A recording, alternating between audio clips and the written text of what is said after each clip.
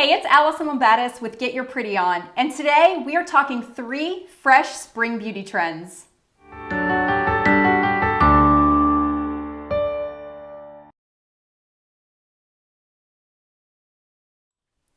All right, so talking about spring beauty really excites me because I feel like after a long, hard winter, we just need to wake up our skin, and there's no better way to do it than incorporating the latest spring beauty trends. And the great thing about the 2016 trends is that they're all about highlighting our natural beauty and enhancing it. So the very first trend that I'm going to talk about is one of my favorites, and that is the fresh face look, which actually was really big on runways, and typically runway makeup doesn't really translate well to everyday life. I mean, have you seen some of it? It's like, But this is one trend that you will want to wear every day, and it's one that I've been trying out lately. It seriously takes about 5 minutes to do. It's just a few steps, and it's really about highlighting your skin's natural beauty and enhancing that. So the first thing that you're gonna wanna do to get the fresh face look is exfoliate.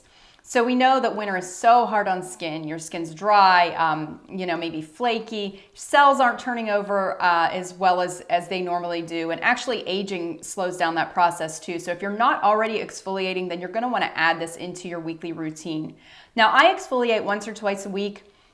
You're gonna find what works best for you, but I think that that's probably a good thing to aim for. And I do it in the shower because it's super easy and I'm already in there. I use the St. Ives Apricot Scrub. Just before I wash my face, I put it on there and just get all that dead skin off. You're gonna wanna do your face and your neck, and you can even do your chest area as well if you wanna do that. But it's just gonna get all of those dead skin cells off of there and give you a nice fresh glow.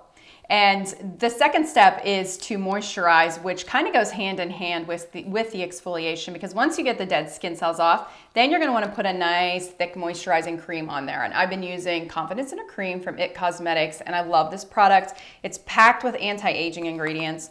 It smells awesome. It's got just the perfect texture. It's not too thick, it's not too thin. It absorbs nicely, so you might want to check that out. And I will have links to all these products in the blog post for this, so be sure to check those out.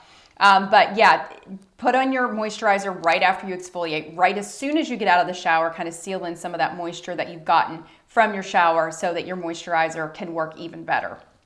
And moisturizer is really the key to that lit from within look that skin is going to have.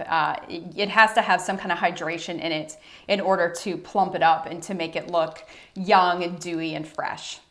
So right after you put on your moisturizer, the next step is you're going to even out your skin tone. And the key to this is you're not actually covering your face like a mask with foundation, but you're just going to apply this in areas where you need it most. Like I have a birthmark between my eyes. If you've ever wondered what that little bit of redness is that shows through, that's something that I have to cover on a daily basis. I have some redness on both sides of my nose, some dark circles under my eyes, some bags under my eyes from allergies this time of the year. So you're just going to take a little bit of, I use IT Cosmetics CC Plus cream, but really you can use whatever product you like best to even out your skin tone. And you really want to pick something that's going to match your complexion very closely. And this is important because you're not applying it all over your face, so you don't want it to stand out. And that's really what I don't understand about concealer is a lot of people go with really a light concealer. And I used to do this myself, creating that kind of raccoon effect around your eyes. But you don't really want to highlight those areas. You want them to blend in. So be sure to pick a foundation that very closely matches your skin tone. After you have the canvas prepped and ready, then we get to add on the paint or the color. And with this fresh face look, we're not going to be adding a ton of color.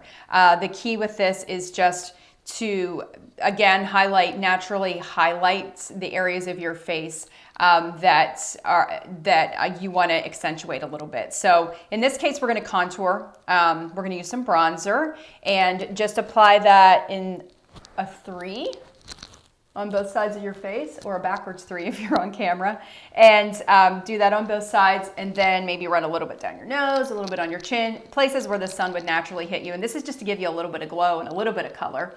You don't have to apply blush with a fresh face look if you don't want to. That's totally up to you. And I'm cheating today because I'm not really doing the fresh face look. I did add on some additional makeup, but not a lot. But with this, you're not going to need to add much more on.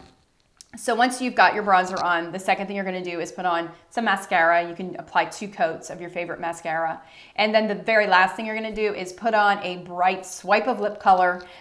This is a time where you can absolutely get away with wearing bright lip color because the rest of your look is so subdued that you might just want that pop of color to give your face a little bit of extra brightness. And it's a fun time to try out if you've been wanting to try a bright pink or a bright orange or whatever color lipstick that suits your complexion best. Then this is a fun way to finish off the fresh face look.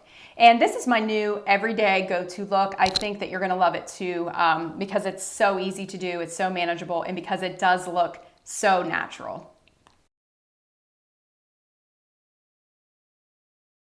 All right, so the second trend I want to talk about today is bright pastels. So last year the pastels were very subdued and just the really light watercolory pastels like light blue and light pink and mint green. But this year's pastels are a lot punchier and a lot bolder. So we're talking about bubblegum pink and teal and coral and bright yellow. And the ways that you can bring this into your beauty routine are nail polish is a great way. I've got on my bubblegum pink today.